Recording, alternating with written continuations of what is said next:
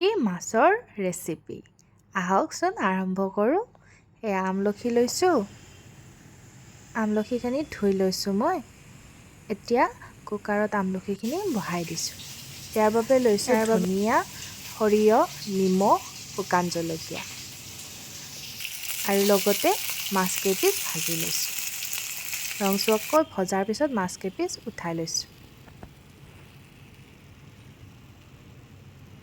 আহকচোন এতিয়া আৰম্ভ কৰোঁ।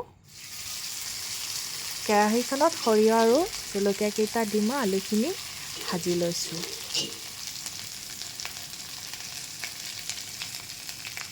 ৰৈ যোৱা তেলখিনিতে মাছৰ তেলখিনিতে আপোনালোকে দিব পাৰে। তাৰপিছত সিজি লোৱা আমলখিখিনি মই পিটিকি ইয়াতে দি দিছোঁ। তাৰপিছত এইখিনি অলপ লৰাই দিব। লৰাব, ইয়াৰ পৰা এটা ধুনীয়া গোন্ধ ওলাব, সৰিয়হৰ ধুনীয়া গোন্ধ এটা পাব। এইখন বৰ সোৱাদযুক্ত হয় আৰু দেহৰ কাৰণেও ভাল হয়। আপোনালোকে বনাই খাবচোন। এতিয়া বতৰৰ কাৰণে পেটৰ অসুখ বহুত হয়, ইয়াৰ কাৰণে ভাল। এই চব্জিখন বহুত ভাল। এয়া হালধি দিছোঁ।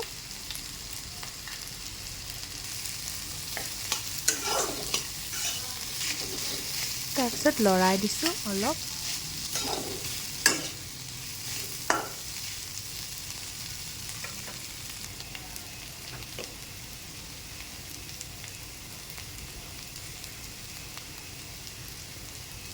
নিমখ দিছোঁ।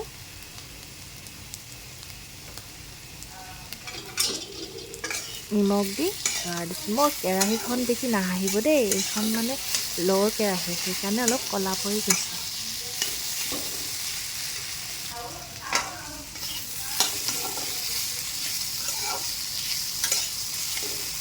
মোৰ শাহুমাই মানে জলকীয়া নাখায়, সেইকাৰণে মই জলকীয়া দিয়া নাই।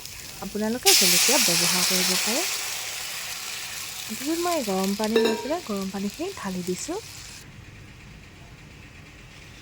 ঢালি ভালকৈ উতলিব দিছোঁ।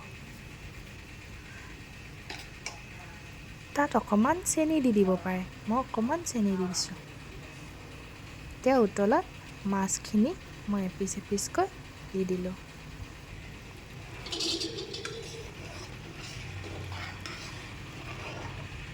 এতিয়া ধুনীয়াকৈ আঞ্জাখন উতলিবলৈ দিয়ক।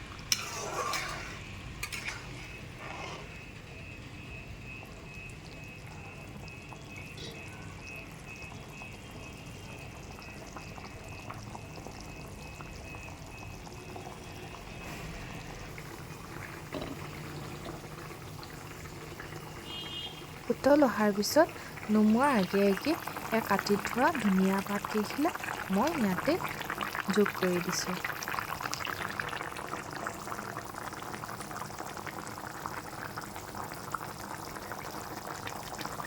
কেহা কেহা লগাই চব্জিখন খাবলৈ বৰ সোৱাদ হয়, খাই চাবচোন আপোনালোকে।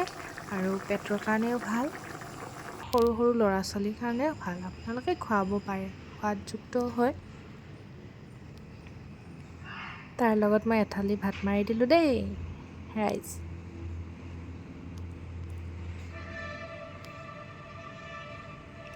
Bye bye.